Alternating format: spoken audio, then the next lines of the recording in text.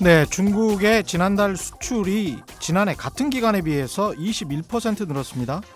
그래서 11월 무역 흑자가 754억 2천만 달러. 무역 흑자액 기준으로 보면 전년 동기와 비교해서 102%나 늘었네요. 사상 최고치입니다. 한 달에 80조 원 정도를 수출로 벌었다. 이런 이야기입니다. 최근 5년 동안 2019년까지 중국이 전 세계를 상대로 거둬들인 무역 수지 흑자액은 2조 3천억 달러, 우리 돈으로 2,500조 원. 프랑스의 한 해 국가 총생산 GDP에 육박하는 수치입니다. 미중 갈등의 출발점이 이거였죠. 같이 무역하자고 했더니 중국만 너무 돈을 많이 벌어가더라. 코로나19 상황에서도 코로나19 발원지인 중국의 무역 흑자액은 늘어만 가고 있습니다. 내년 1월 바이든 대통령이 취임하고 좀 시간이 지나면 어쩌면, 제 상상입니다, 어쩌면 미중판 플라자 합의 같은 것도 상상해 볼 만한 상황입니다. 네, 안녕하십니까. 세상에 이익이 되는 방송 최경련의 경제쇼 출발합니다. 저는 진실탐사 엔터테이너 최경련입니다.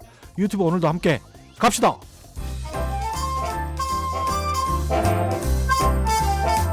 여러분, 선물을 가져왔습니다. 올 한 해 정말 고생 많으신 청취자 여러분들께 작은 기쁨을 드리고자 최경영의 경제쇼에서 깜짝 선물을 준비했어요. 다양하고 우수한 중소기업 제품이 소개된 같이 삽시다 홈페이지에 회원 가입하신 인증샷을 샵 9730으로 보내주시면 하루에 4분씩 선정해 쌀을 보내드리겠습니다. 짧은 문자 50원, 긴 문자 100원에 정보 이용료가 들어가는 건 알고 계시죠? 우수한 소상공인 제품이 많이 입점돼 있는 같이 삽시다도 응원하고 맛있는 쌀도 받아볼 수 있는 기회, 지금 바로 신청해보세요. 네. 이 프로그램은 디지털 경제로의 대전환, 스마트 대한민국을 만들어가는 중소벤처기업부가 함께합니다. 네, 최경영의 경제쇼에서 12월 한 달 동안 쌀 선물의 행운을 여러분께 드리고 있습니다. 소상공인 여러분을 응원도 하고 선물도 받고 중소벤처기업부의 온라인 쇼핑몰 같이 삽시다라는 곳이 있어요. 이 홈페이지에서 로그인한 인증샷, 로그인을 하면 본인 이름이 자동 뜹니다. 그 로그인한 인증샷, 그리고 같이 삽시다 이 홈페이지에 관한 솔직한 평가까지 해서 주소 연락처와 함께 많은 참여 부탁드리겠습니다. 예, 지난 8월이었죠. 미국 연준 연방준비제도 이사회가 평균 물가 목표제를 도입하기로 한 이유, 물가에 대한 관심, 사실은 이제 금리에 관한 관심이겠죠. 관심이 높아지고 있는데 서강대학교 경제대학원 김영익 교수와 함께 이 문제 자세히 짚어보겠습니다. 안녕하십니까? 예, 안녕하십니까? 금리, 인플레이션 이야기가 여러 가지 이야기가 나오고 있습니다.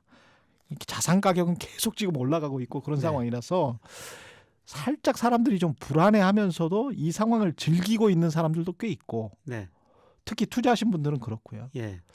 이게 지금 언제까지 이렇게 될 거야? 뭐 이렇게 불안하기도 하고 그렇습니다. 사실 속마음으로는.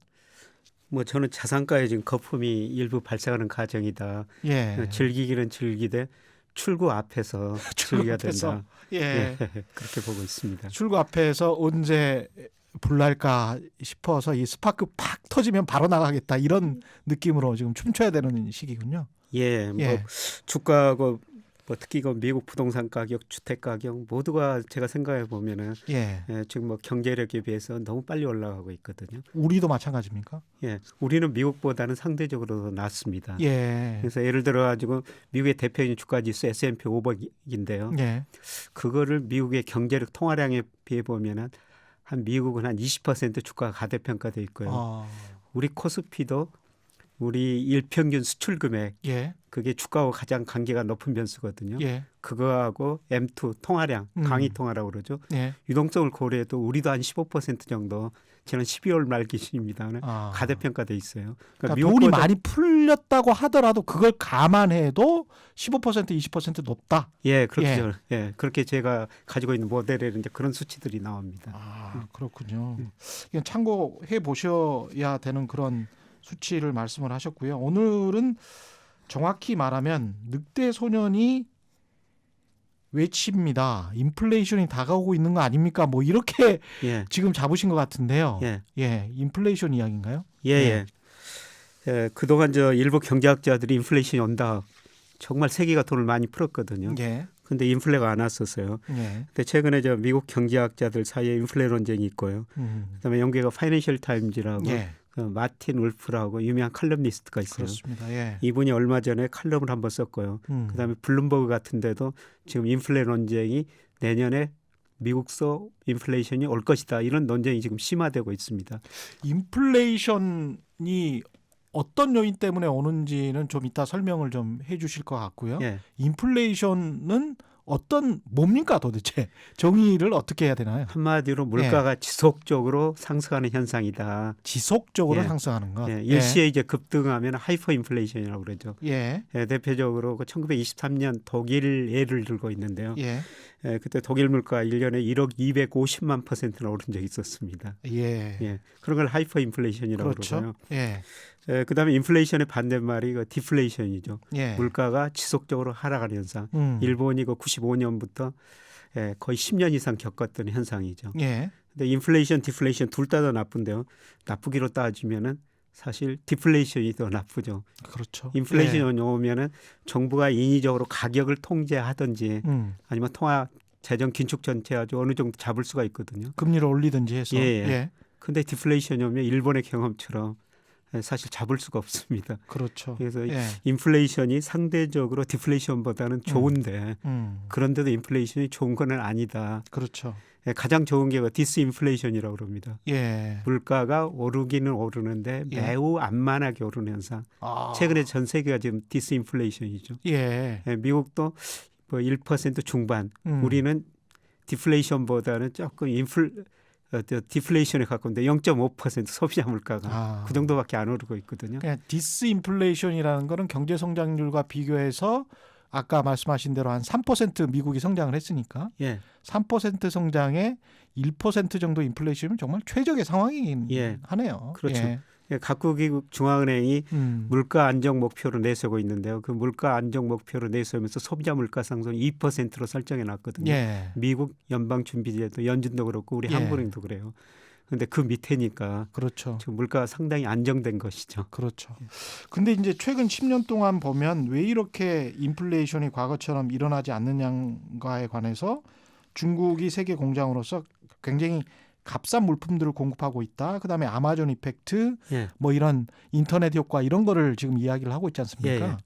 근데 그런 상황이 뭐 없어지지 않았는데, 사라지지 않았는데 게다가 돈은 이렇게 푼 상황입니다. 그런 상황에서 그러면 인플레이션은 그럼 2021년, 22년에 일어난다면 어떻게 일어날까 궁금하거든요.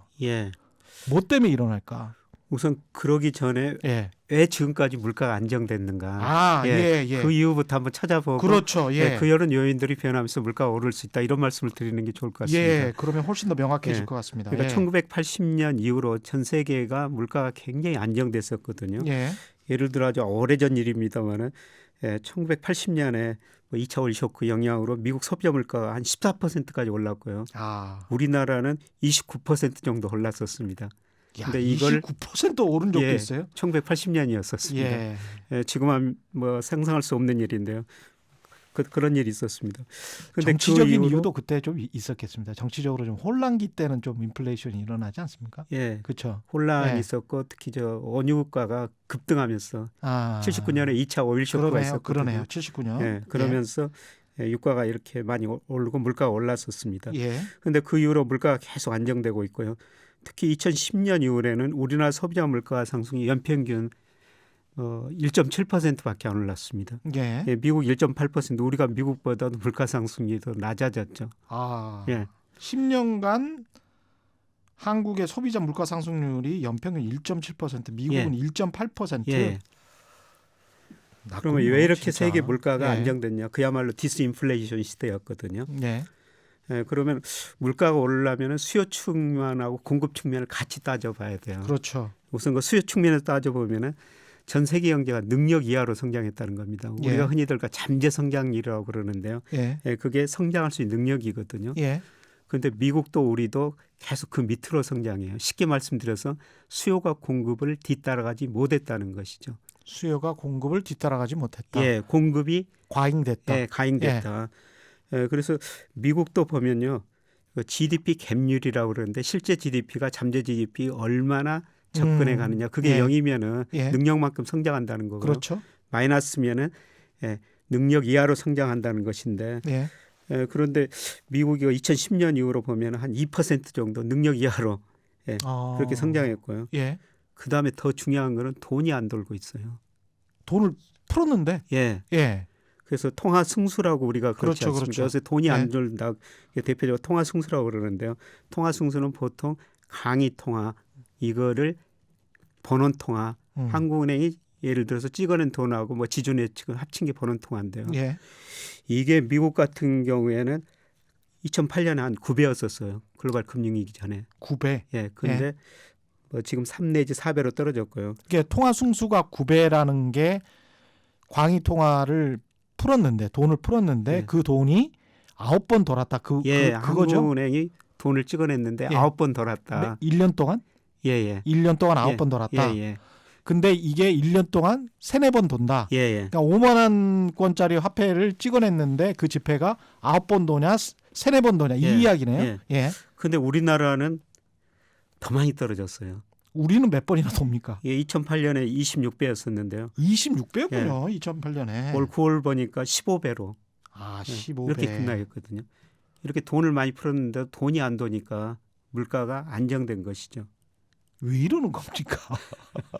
왜 이러는 겁니까? 경제가 도대체? 나쁘니까요. 그만큼 예. 돈이 안 들고 예. 그다음에 금리가 낮으니까 사람들이 현금을 보유하고 있거든요. 예. 예. 저축률은 높아지고 오히려. 예, 저축률은 높아지고 있고. 기업도 설비 투자 안 하고 기회를 보자. 누군가는 망하겠지.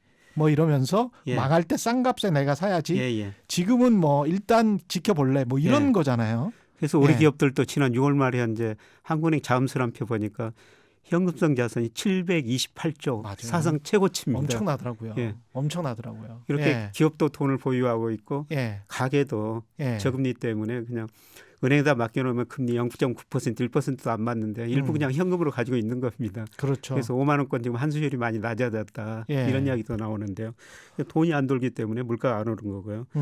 예, 그다음에 공급 측면에서는 뭐 시작하면서 최 기자님 말씀하셨습니다만 예. 중국 때문에 그래요.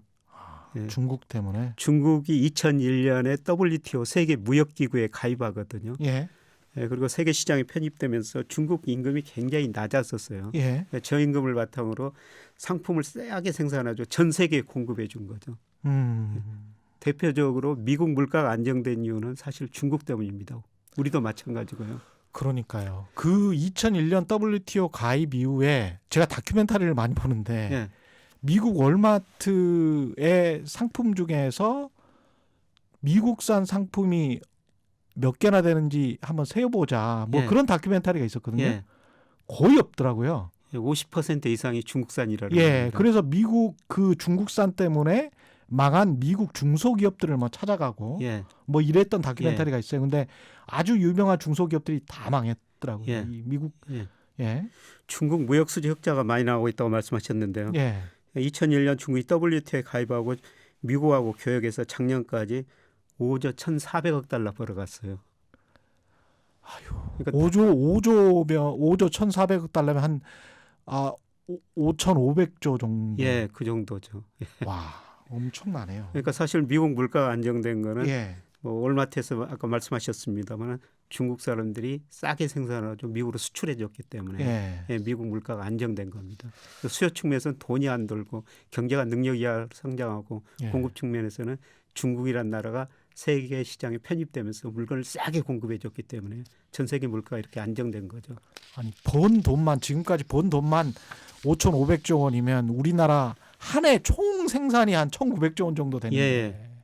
그거에 거의 한 2배 이상. 2배 이상, 3배 예. 가까이를 벌었다는 예. 이야기잖아요. 그 돈 가지고 또 뭐를 했냐면요. 예. 또 일부러 미국 국채를 사줬었어요. 아. 예. 미국서 수출해가지고 돈 벌어가지고 미국 국채 사주니까 미국 물가도 안정되고 미국 국채 사주니까 또 금리도 떨어지고 그럼 미국 사람들은 울어야 되나 이게 웃어야 되나 지금 모를 일입니다. 물가 안정돼서 좋긴 한데 예.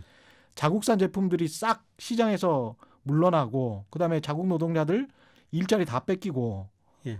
그다음에 물가는 좀 괜찮으니까 그거 가지고 그냥 먹고 살고 뭐 이런 그러면서 이제 무역 적자는 계속 늘어나고 예. 미국 입장에서는 예.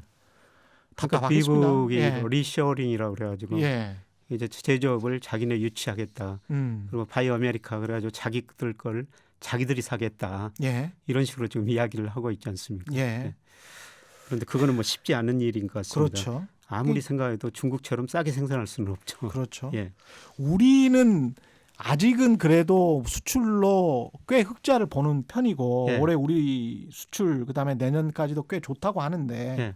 우리는 미국에는 가깝지 않은 거죠. 그런 어떤 체질이라는 측면에 봤을 때는 중국처럼 수출해서 돈 많이 버는 그런 쪽에 지금 가까운 거죠. 예, 우리도 뭐 수출해가지고 매년 경상수역자가 한때 1,000억 달러 넘었다가 예. 올해는 한 650억 달러 정도 줄어들긴 했습니다만, 그래도 70조 원 정도 예, 되는. 경상수 흑자가 계속 나죠. 예. 무역수지 흑자는 700억 달러가 넘어요. 예. 무역수지 흑자 내 가지고 우리가 해외여행 같은 데 쓰고 그다음에 서비스 쪽에서 좀 적자가 나죠. 예. 예, 그래도 우리도 역시 중국처럼 지금 무역으로 우리가 벌어 그렇죠. 큰 이익을 내고 있습니다. 예. 이 구조를 계속 우리 입장에서는 또 향유해야 되는 그런 측면도 또 있겠습니다. 예. 예. 근데 물가 이게 지금 이제 상황이 변해서 21년이나 22년에 어떤 물가 상승 요인들이 나타날 것 같은 겁니까? 지금 그러면? 예, 그래서 저 파이낸셜 타임즈 마틴 울프는 이분은 자기 주장을 한 게 아니라 예. 찰스 구다트라고 유명한 그렇죠. 경제학자가 있거든요. 이분이 영란은행 이사까지 지내신 예. 분이죠. 예. 이분이 최근에 책을 냈어요. 예. 인구 구조의 대변화. 그래서 인구 구조 때문에 물가가 오른다. 그 예. 이야기를 조금 하겠습니다만 예. 우선 저 물가가 내년에는 뭐 적게는 미국 물가가 5%, 많게는 10% 정도 오른다는 겁니다. 예. 사실 이거 상당히 굉장히 극단적인 전망이거든요. 10% 오른다고요? 예, 10%까지. 내년에? 예. 인구 때문에? 예, 여러 가지 요인 때문에 그러는데요. 예. 인구 때문에는 우선 나중에 좀 설명을 드리고 예. 우선 저 지금 각국 정책이 재정 정책을 엄청 확장적으로 쓰지 않습니까? 예. 예, 그다음에 또 돈을 엄청 풀고 있어요. 그렇죠. 그러니까 내년에는 세계 경제가 어느 정도 회복되어 가지고 경제가 능력만큼 성장할 것이다. 초과 공급 현상이 많이 없어질 거라는 겁니다. 예. 이게 물가 상승 현상이고요. 예. 그다음에 더 중요한 건 공급 측면입니다. 아까 전 세계에서 중국 때문에 뭐 물건을 우리가 많이 싸게 사고 있다 이런 말씀을 드렸습니다만은 예. 근데 이번 코로나 터지면서 미국 입장에서는 이 마스크도 제대로 하나 생산을 안 했었거든요. 그렇죠. 근데 그거를 자기 나라에서 생산한다는 겁니다. 예. 예, 그동안 세계고 교역 자유무역 때문에 가장 물건을 싸게 생산하는 데서 생산해가지고 그걸 교역해가지고 서로 이익이 됐지 않습니까? 그렇죠. 근데 그 마스크를 미국에서 생산하고 혹시 또 옆에 멕시코에서 생산한다고 그러면은 도저히 중국처럼 싸게 생산할 수가 없습니다. 그렇게 할 수가 없죠. 네. 그리고 올마트에 진열된 상품 50% 이상이 중국산이라고 그러는데요. 만약 예. 그거를 미국서 생산한다고 생각하면은 물가가 올라가겠죠. 예. 예. 노동자들 월급이 훨씬 더 비싸니까. 예, 임금이 비싸니까 예. 예, 그만큼 미국 물가가 올라갈 수밖에 없다는 예. 겁니다. 그래서 공급 측면에서 물가가 올라갈 수밖에 없다는 거고요. 예. 그다음에 더욱 중요한 거는 지금까지 중국이 무역 흑자를 엄청 많이 내고 있습니다만은 중국이 앞으로 추구하는 게 쌍순환 전략이라고 그러거든요. 그렇죠. 그러니까 내수를 많이 키우겠다는 겁니다. 아, 그래서 예. 대부분이 좀 수출이 안 좋더라도 자기네 소비 때문에 경제가 안정 성장할 수 있는 이런 전략을 마련하겠다는 것입니다. 그러니까 너무 많이 보니까 이제 눈치도 좀 보이고 그래서 그런 것 같기도 합니다. 예. 중국이. 예. 근데 중국이 그동안 투자 수출이 상당히 경제 성장에 기여했는데요. 예. 이제 투자 수출보다는 소비가 증가하면서 경제 성장을 해야 되겠다. 그 안에서 중국 예. 내에서. 예, 중국이 작년에 1인당 국민소득 사상 처음으로 1만 달러를 돌파했어요. $10,000. 그러니까 사실 올해 전 세계 경제가 전부 마이너스 성장했지 않습니까? 예. 뭐 미국, 뭐 유럽 다 거의 다 마이너스 성장하는데요. 중국은 한 2% 정도 그래도 플러스 성장하는 거거든요. 예. 이거는 $1만 소득이 넘은 14억 인구가 있기 때문에 중국은 플러스 성장한 겁니다. 그렇죠, 그렇죠. 그런데 이 소비를 앞으로 계속 키우겠다는 거거든요. 그러면 문제는 뭐냐면은 중국 사람들이 생산해가지고 전 세계에 물건을 싸게 공급해 줬는데 자기들이 생산하는 걸 앞으로 자기들이 소비하겠다는 겁니다. 그러면은 전 세계가 중국산을 그렇게 싸게 살 수가 없는 것이죠. 그렇죠. 그 안에 국내에서만 국내 위주로 소비를 해서 국내 경기도 진작시키고 다른 나라들과의 특히 미국과의 마찰도 좀 줄여보겠다. 그렇죠. 지금 미중 무역 전쟁하고 있지 않습니까? 그렇죠. 사실 미국이 중국한테 무역 전쟁하는 거는 그 경상수지 적자, 무역수지 적자가 지난 10년간 5조 달러를 넘었기 때문에 그렇죠. 중국산 상품을 규제하고 있지 않습니까? 그래서 미국도 그거를 자기들이 생산해야 된다는 거고 중국은 자기들이 생산하는 걸 자기들이 소비해야 된다. 이런 식으로 앞으로 나갈 것 같기 때문에 아마 중국의 무역수지 흑자가 지금 최근까지는 굉장히 많이 나오고 있습니다. 그런데 올해 세계 경제가 이렇게 어려운데도 왜 중국이 그렇게 무역수지 흑자를 많이 내느냐. 아직까지는 그 중국의 상품의 가성비가 굉장히 좋거든요. 그러니까 우리가 지금 우리도 중국산 많이 쓰고 있습니다만 가격 어떻게 이런 가격에 이런 제품을 만들어낼 수 있을 것인가. 그러니까 중국 제품 때문에 사실은 우리 제품도 우리 공장에서 만들어낸 제품도 가격을 올리지 못하는 그런 어려움이 있어요. 사실은 중소기업 하시는 분들이. 맞습니다. 허덕여요 사실은. 그다음에 구다트라는 경제학자가 이야기한 것처럼 인구 고령화거든요.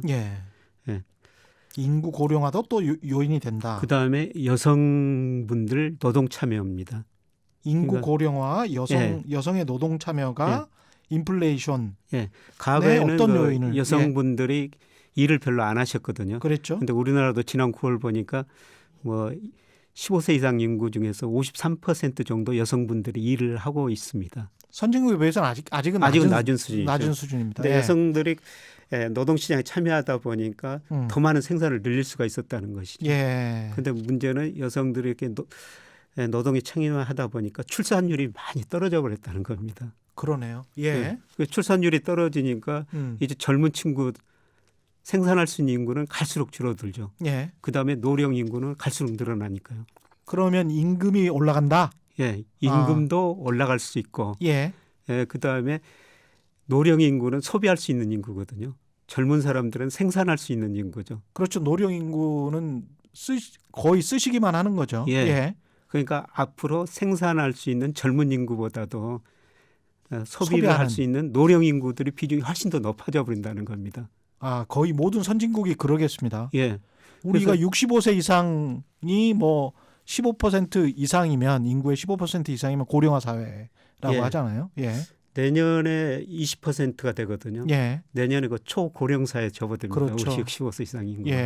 우리나라뿐만 아니라 전 세계적으로 이렇게 노령화 인구가 많다 보니까 이 사람들은 생산 안 하고 소비만 주로 하는데 갈수록 젊은 사람들이 줄어들고 생산할 수 있는 사람들이 줄어든다는 거죠.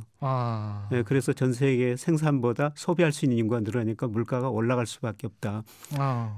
그런데 제가 구다트 이런 책들을 보면서 미국 거 데이터를 한번 살펴봤었어요. 데이터 보니까 미국 산업 생산하고 소매 판매 이 지수가 있는데요. 산업 생산보다 소매 판매 소비 늘어나는 속도가 훨씬 더 빠르거든요. 그러니까 미국도 생산보다는 소매 판매 소비가 괴리가 더 벌어지고 있다는 거죠. 이만큼 앞으로 물가가 오를 수밖에 없다는 것입니다. 시장은 그런 여건인데 정부의 의도는 어떤가요? 정부도 인플레이션을 어느 정도 용인하는 그런 상황인 거죠? 정부도 인플레이션을 유도할 수밖에 없어요. 정부가 워낙 돈을 많이 쓰다 보니까 GDP 대비 정부 부채 비율이 몇 %다 이렇게 나오는데요. 예를 들어 가지고 국제결제은행이 조사하는데요. 주요 대상 국가가 2007년에 보니까 GDP 대비 정부 부채가 63%였었어요. 그런데 올 2분기 통계가 며칠 전에 발표됐는데 92%거든요. 이게 전 세계를 대상으로? 조사 대상 국가. 29개국 정도군요. 그다음에 미국 보니까 미국은 더 많이 늘어나고 있습니다. 미국 연방정부 부채가 GDP 대비 2007년에 63%였는데요. 올 2분기 보니까 무려 136%. 15년도 안 돼서 2배. 야, 엄청나네요. 이렇게 정부 부채가 GDP 대비 늘어나니까요. 이거를 낮출 수 있는 방법이 있어요. 어떻게 낮추면 밑에 됩니까? 이 정부 부채를 분모에 명목 GDP가 들어가 있는데 명목 GDP는 실질 GDP 플러스 물가 상승률이거든요. 그렇습니다. 예. 그러니까 물가를 올려버리면 예. 명목 GDP가 올라가는 거죠. 그러네요. 예, 그래서 물가를 올리면은 이 GDP 대비 정부 부채가 좀 낮아지니까 예. 정부가 돈을 쓸 수가 있다는 것입니다. 아, 오히려 이제 부채를 더 끌어다 쓰기 위해서라도 인플레이션이 어느 정도 돼야 된다. 예. 그래서 뭐 수요 측면에서는 이제 경제가 어느 정도 좋아질 것이다. 공급 예. 측면에서는 중국이 더 이상 물건을 싸게 공급 못한다. 예, 그다음에 여성의 노동 참여율, 특히 출산율이 떨어졌다. 소비할 수 있는 인구가 공급 능력 인구보다 더 많아졌다. 예. 예, 그다음에 정부 차원에서도 명목 GDP 대비 정부 부채비를 줄이기 위해서 인플레이션을 유도할 수가 있다. 이게 지금 전 세계적인 기조를 지금 쫙 정리를 해서 말씀을 해주시는 예, 거고. 그래서 이제 인플레가 올 수가 있다는 겁니다. 우리나라 정부도 이걸 좀 인지를 하고 있는 거죠 지금. 예. 근데 우리나라는 지금 GDP 대비 정부 부채가 올해 한 45% 정도 되니까 예. 우리나라는 그 인플레이션을 유발해가지고 정부 부채 낮추겠다. 뭐 그 정도까지는 아마. 그 정도까지는 아니죠. 예. 예. 근데 미국 같은 데는 워낙 그 정부 부채가 많으니까 예. 뭐 이런 생각을 할 수가 있는 것이죠. 예. 예. 그럼 김용범 기획재정부 차관도 자신의 SNS에 이런 거를 예. 지금 말씀하신 마틴 울프 칼럼을 언급을 했었군요. 예. 이분이 공부를 많이 하시는 것 같습니다. 예. 이거 파이낸셜 타임즈도 읽어보시고. 예. 이분이 예. 또 며칠 전에는 우리나라 금융시장하고 실물시장 괴리가 너무 벌어졌다. 뭐 이런 경고를 금융시장에 한번 보냈더라고요. 예. 그 다음 날 뭐 주가가 좀 조정을 받았었습니다만. 그런데 제가 봐도 우리나라 금융시장하고 실물시장 괴리가 좀 벌어진 것 같아요. 예. 그래서 대표적으로 우리나라가 주가지수하고 그다음에 상관계수가 가장 높은 게 일평균 수출 금액이에요. 실제로 예. 우리가 일평균 수출을 얼마나 하느냐. 예. 그 상관계수가 0.87 정도 되거든요. 예. 근데 이게 오르기는 오르고 있습니다. 예. 뭐 10월부터 20억 달러 넘어섰고요. 예. 오르기는 오르고 있는데 근데 주가하고 제가 괴리를 보니까 한 37% 정도 벌어졌습니다. 아, 이건 또 37%나 벌어졌어요. 예. 아까 지금 뭐였죠? 광의 통화 예. 늘어난 거에 비해서도 통화량이 늘어난 예. 거에 비해서도 한 15% 정도 주가가 지금 높게 예. 미국은 한 18%? 예. 예. 그래서 이분이 그런 이야기를 하길래 예. 저 한번 얼마나 벌어졌는가 한번 모델로 한번 추정을 해봤었어요. 예. 예, 그런데 지금 실물하고 금융하고 너무 거리가 벌어졌다. 예. 이런 이야기를 하고 있고요. 예. 그다음에 이분이 또 파이낸셜 타임즈 마틴 울프 칼럼 동의한다 그러면서도 그린 스완이라는 이야기를 했더라고요. 그린 스완, 블랙 스완이 아니고. 예. 예. 그린 스완이라는 게 뭐냐면은 예. 지금 전 세계적으로 기후 변화 문제가 심각하고 있지 그렇죠. 않습니까? 예. 기온이 계속 올라간다는 거죠. 예. 그러면은 농산물에 심각한 타격이 올 거라는 겁니다. 그 이야기도 하시는 분들이 있더라고요. 예. 그러면 농산물 가격이 많이 오를 수가 있다는 거죠. 농산물은 완전히 생필품이고. 예. 그리고 또 기후 변화가 되다 보면은 또 폭염, 혹한 같은 거 지역에 따라 이런 게 올 수가 있거든요. 미국 지금 맨날 산불 나잖아요. 예. 그래서 하면 사람이 일할 수가 없다는 것이죠. 그렇겠네요. 예. 그러면은 생산성이 떨어지는지 물건을 덜 생산할 수밖에 없다는 겁니다. 예. 그러면 인플레가 올 수가 있다는 거죠. 사실 이게 굉장히 나쁜 공급 측면에서 인플레이션이에요. 그렇겠습니다. 공급이 안 되는 인플레이션이네 이거는. 수요 측면에서 인플레가 오면은 우리가 조절을 할 수가 있거든요. 수요는 사람들이 소득이 좀 많아져서 나는 거니까 좀 해피한 상황인 거잖아요. 예. 수요 측면에서 인플레이션이 오면은 중앙은행이 금리를 인상하든지 정부가 재정을 긴축하든지 물가를 잡을 수가 있어요. 예. 근데 이런 그린스완처럼 이런 일이 벌어진다면은 공급 측면에서 인플레가 오면은 그렇죠. 정책 차원에서는 이 물가를 잡아야 되느냐, 경기를 잡아야 되느냐 둘 중에 하나를 선택해야 되거든요. 그렇죠. 굉장히 어려운 상황이 올 수가 있습니다. 근데 이런 현상이 당장은 안 오겠지만은 우리도 계속 지금 기후 변화 전 세계가 지금 관심을 갖지 않고 있지 않습니까? 우리도 어제 우리 대통령께서 2050 탄소 제로화 이런 거 담화문을 발표했던데 그렇죠. 전 세계가 이게 기후 변화는 심각한 문제거든요. 근데 에너지를 바꾸면서 언뜻 드는 생각도 그러네요. 기존에 싼 에너지를 사실은 썼던 거 아닙니까? 특히 이제 정유 시설이 좋아지면서 최적화되면서 계속 단가가 낮아졌던 거거든요. 그러다가 그 싼 에너지 말고 그래도 좀 그린 에너지로 가려면 설비 투자도 훨씬 더 많이 해야 되고 그다음에 바꾸려면 기술도 이제 바꿔야 되니까 가격이 높아질 수밖에 없단 말이죠. 그렇죠. 그것도. 기업이 생산 비용이 올라가니까 그렇죠. 그만큼 물건값도 올릴 수밖에 없는 것이죠. 그렇네요. 그러니까 탄소 중립화와 그린 뉴딜로 가면서 전 세계적으로도 이게 물가 상승의 어떤 압박 요인이 되겠습니다.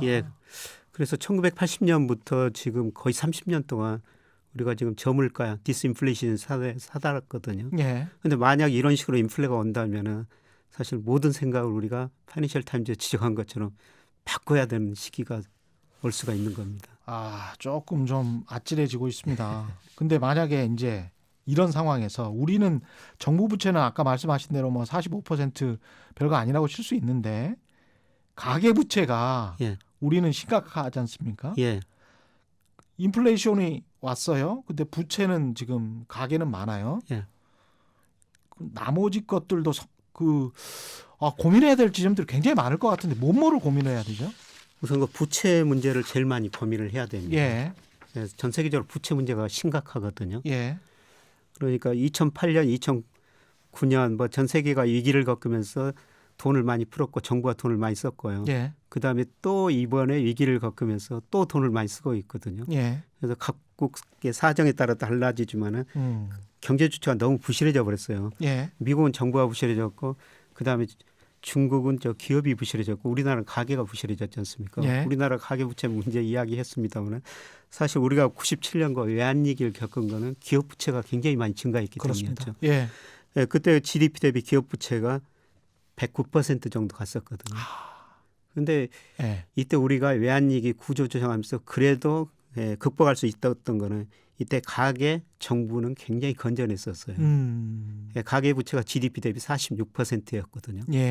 정부 부채는 GDP 대비 8%밖에 안 됐어요. 8%밖에 안 됐군요. 그런데 최근에 보니까 우리 기업 부채가 다시 100% 넘었고요. 뭐 정부 부채 45%까지 늘고 있고. 그다음에 문제는 이 가계 부채 GDP 대비 지금 100% 근접하고 있거든요. 그래서 이런 부채 문제가 터질 수가 있는데요. 그런데 이런 부채 문제가 전 세계적으로 지금 견디는 거는 금리가 낮았기 때문입니다. 그렇습니다. 그런데 물가가 올라가면은 중앙은행들이 금리 인상을 어느 정도는 참을 겁니다. 물가 목표가 2%니까 특히 미국이 평균 물가 목표제를 도입했는데요. 최근에 물가가 2% 이하이기 때문에 2%를 넘어도 금리 안 올리겠다. 그래서 2022년까지는 금리 안 올리겠다. 그런 게 주류의 생각이었죠 지금. 그런데 예를 들어 가지고 파이낸셜 타임즈가 지적한 것처럼 내년에 물가가 5% 10% 오르면은 중앙은행의 가장 중요한 목표는 물가 안정이거든요. 금리 올릴 수밖에 없다는 거죠. 금리를 올리면은 이런 부채 문제가 여기저기서 터질 수밖에 없다는 겁니다. 미국이 올리면 우리도 올릴 수밖에 없죠.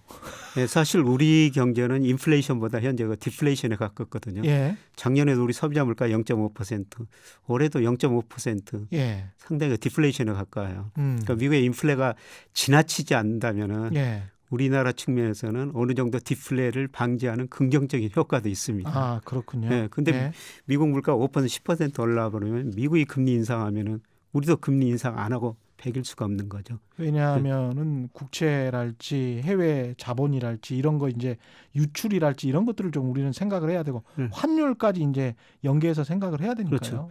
돈이라는 게 눈이 있어가지고 수익률 높은 데로 이동하거든요. 그래서 우리나라는 금리 그대로 유지하고 있는데 미국만 금리 인상하면은 우리나라에서 돈이 미국으로 가게 되죠. 그럼 말씀하신 것처럼 외환시장도 불안해지고 우리도 뒤따라가지고 금리를 인상할 수밖에 없습니다. 근데 쭉 과거 통계를 보니까요.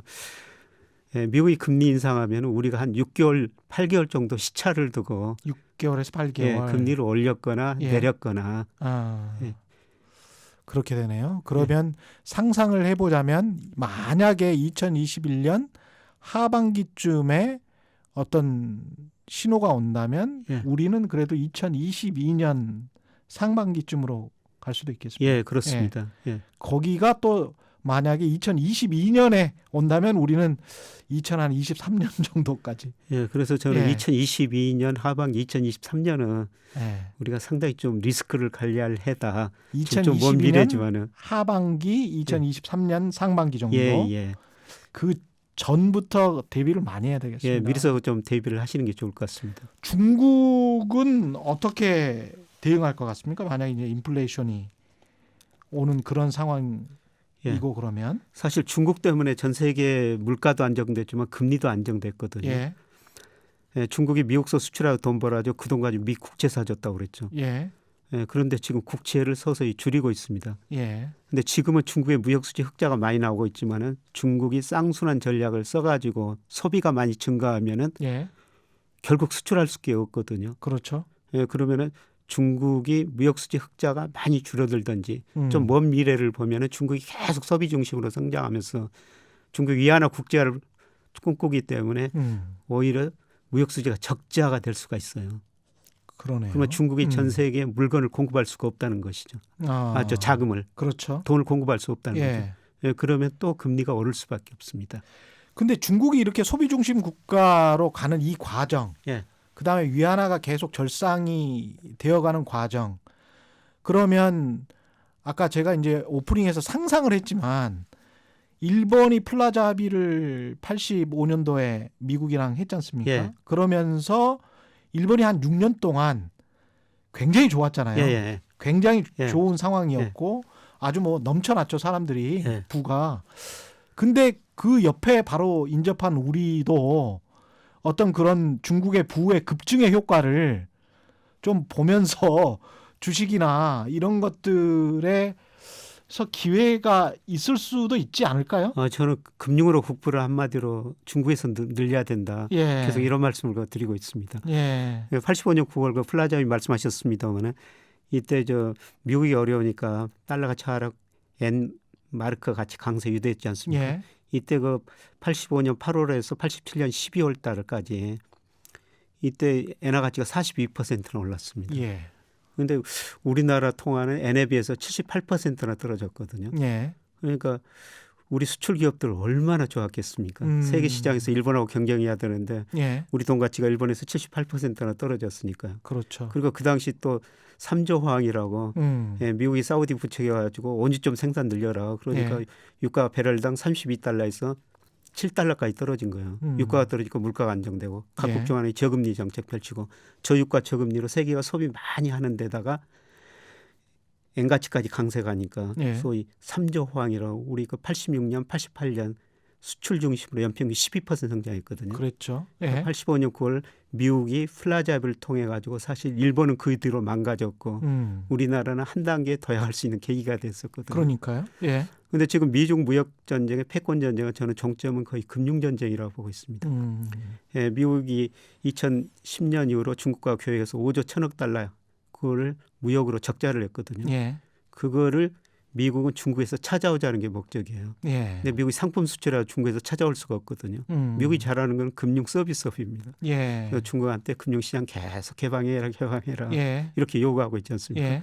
중국도 위안화 국제화를 포함한 금융 광고를 추구하고 있기 때문에 이미 맞아 금융산업은 예. 개방해버렸습니다. 예. 작년에 은행, 올해 증권사 포함해서 모든 금융산업 개방해버렸고요. 예. 이제 금리 자유와 외환시장 자유화인데 예. 이게 마지막 단계거든요. 예. 이렇게 되면은 중국의 아마 금융시장이 굉장히 빠른 속도로 확대될 거예요. 그러니까 외환시장 자유화를 하면 예. 우리가 IMF 직전에 갑자기 원화 가치가 급상승해가지고 예. 뭐 680원 뭐 이랬던 적이 있지 않습니까? 예. 그런 것처럼 위엔화가 갑자기 절상이 된단 말이죠. 예. 그렇게 되면은 상대적으로 우리의 원화 가치가 그 정도를 못 따라가면 예. 우리가 세계 경쟁력, 수출 경쟁력에서 중국을 훨씬 또 넘어서서 또 확 좋아지는 그런 이게 상상일까요? 어떻습니까? 그런 시나리오도 가능하지 않을까 그런 생각도 해보네요. 그런 수출입 측면에서도 있고요. 예. 근데 우리나라 저 원달러 환율은 최근 이안 달러하고 같이 같은 방향으로 움직이고 그렇죠. 있거든요. 예. 근데 아마 그렇게 되면 원보다는 위안이 더 강세로 갈 겁니다. 예. 예, 그러면 우리 수출 경쟁력이 뭐 중국뿐만 아니라 다른 데도 경쟁력 갖추게 되고 있고요. 예. 근데 더욱 중요한 거는 사실 중국의 금융시장이 굉장히 빨리 회복될 때 예. 우리가 금융으로 이제 중국과 가지고 중국의 금융자산을 사가지고 돈을 벌어야 된다는 겁니다. 그러네요. 예. 근데 이제 그런 행복한 상상도 일종의 이제 시나리오죠. 지금 여러 가지 시나리오를 써보고 있는 거니까. 근데 이제 그런 시나리오도 그려봅니다만은 단기적으로는 뭐 한 몇 년 동안은. 근데 뭐 약간 또 길게 보면 자산의 거품이 계속 지금 쌓여 나가는 과정이니까 예. 이게 금리를 인상하면 당장 우리가 걱정하는 거는 이제 부동산 가격, 예. 특히 이제 서울 수도권, 예. 그다음에 주식 가격 이런 예. 거가 거품이 터지는 거 아니야? 뭐 이런 걱정도 들잖아요. 예, 저는 지금 거품이 발생하 있는 과정이라고 보고 있고요. 예. 우리 집값도 많이 올랐지만 미국 집값도 많이 올랐거든요. 예. 미국 집값이 2006년에 거품이라고 그랬었어요. 예. 근데 최근에 그 수준을 넘어섰거든요. 그다음에 앞서 말씀드린 것처럼 주가도 지금 너무 많이 올랐고, 예. 그다음에 우리나라 주가도 지금 가대평가 국면에 들어섰고요. 예. 그다음에 우리 집값도 지금 거의 10년 가까이 오르면서 굉장히 많이 올랐지 않습니까? 예. 이런 것들이 모두 그 저금리 때문에 이렇게 거품이 지금 발생하고 있는 과정이라는 겁니다. 그렇죠. 그런데 예. 만약 미국서 금리 인상하고 우리도 뒤따라 인상하면은 이 자산 가격의 거품도 붕괴될 수가 있다는 것이죠. 예.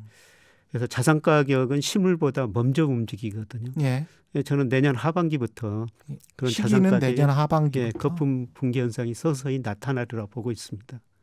근데 이게 자산 가격 그 거품의 붕괴 현상이 서서히 나타나는 서서히 나타난다는 게 이게 떨어질 때는 정말 무섭게 떨어지잖아요. 또 그래서 예. 서서히 나타난다는 것도 사실은 좀 두려운데. 예, 제 표현이 그런데요. 예. 자산 가격이라는 게 연착륙이 없다고 그러거든요. 그러니까요. 예. 이게 올라갈 때는 항상 실물을 펀더멘털 가대평가하고 떨어질 때는 또 가소평가예요. 그러니까 그렇죠. 우리가 늘 아까 파티를 즐기면서도 출구 앞에서 즐겨야 된다. 예. 예, 저는 지금 이런 식이라고 보고 있거든요. 그 내년 하반기로 생각하시는 그 이유는 뭘까요? 그 시점 내년 하반기쯤부터는 자산 가격이 점차적으로 예. 터질 것 같다. 미국에서 인플레이션이 상반기부터 서서히 이거 나타나기 시작하고요. 진행된다. 네, 미국에서 그러면은 인플레이션이. 우리 연준이 이제 평균 물가 목표제 도입하기로 했기 때문에 당분간은 그렇죠. 참을 겁니다. 몇 개월 평균 물가 목표제가 2% 이상 몇 개월 지속되면 뭔가 액션을 할 거야 이런 뉘앙스였거든요. 예. 그래서 물가가 오르면은 미 연준은 금리를 인상 안 하지만 시장 금리는 먼저 오르거든요. 예. 시장 그렇죠. 금리가 오르면 예. 야 머지않아 연준도 금리를 올릴 것이다. 예.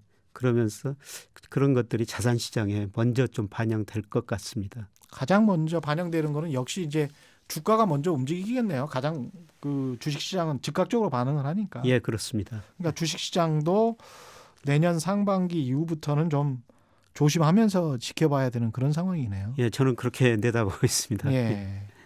그러면 채권은 만약에 금리가 상승을 하게 되면 채권은 어떻게 되는 겁니까? 채권 쪽은? 채권 투자는 줄여야 되죠. 채권 투자는 줄여야 된다. 예, 사실 1980년부터 물가가 계속 떨어지니까 네. 우리가 흔히 이야기하는 금리에는 명목금리라고 그러는데요. 이건 실질금리 플러스 물가상승률이에요. 예. 물가가 떨어지면 금리도 떨어지거든요. 예. 근데 물가가 오르면 금리도 오르게 됩니다. 예. 금리가 오르면 거꾸로 채권 가격은 떨어지게 돼요. 예. 그래서 우리가 계속 금리가 떨어졌기 때문에 채권 투자해서 돈을 벌었는데 앞으로 시대가 바뀌어서 물가가 오른다면 예. 채권 투자에서는 손실을 보게 되게 되죠. 국내외 채권 투자 다 포함해서 말씀하시는 거죠? 예. 그래서 요새 이제 가끔 언론에 보면은 물가 연동 채권이라는 게 나오거든요. 물가 연동 예. 채권이라는 게. 예. 예. 이거는 금리는 굉장히 낮습니다. 예. 예, 그런데 정부가 이 물가 연동체를 발행하면서 물가가 오른 만큼 보상을 해주겠다는 겁니다. 그러면 안전하네요. 예. 예. 그래서 단순한 일반 채권보다는 이런 시기에는 물가 연동 채권을 사시는 게 더 좋죠. 일종의 이제 리스크 해지가 가능하겠습니다. 이렇게 되면. 예, 그렇습니다. 금리가 인상되고 물가가 상승되고 그런 상황에서 물가 연동 채권 같은 경우도 한번 생각해 볼 만하다. 예. 마지막으로 이제 바이든 대통령이 이제 취임을 합니다. 예. 미중 갈등 심해질 거라고 보는 게 우세하긴 하는데 예. 여전히 바이든 대통령이 외교통이라서 예. 이 대통령 당선자가 뭔가 제도적으로 뭔가를 만들면서 중국이랑 합의를 해나가는 측면도 있을 것 같단 말이죠. 예. 그게 또 우리한테 어떤 의미를 줄지도 참 궁금하고 어떻게 보십니까? 예. 가장 바람직한 방향은 지금 무역 전쟁에서 기술 전쟁을 하고 있는데요. 예. 예. 중국이 미국한테 기술 전쟁은 그냥 이거를 받아내고 예. 금융시장을 개방하는 겁니다. 그런 식으로 합의. 예. 서로 좋고 세계 경제도 좋은 거거든요. 그러면 금융이 강한 미국이 많이 먹을 수 있죠. 예. 예.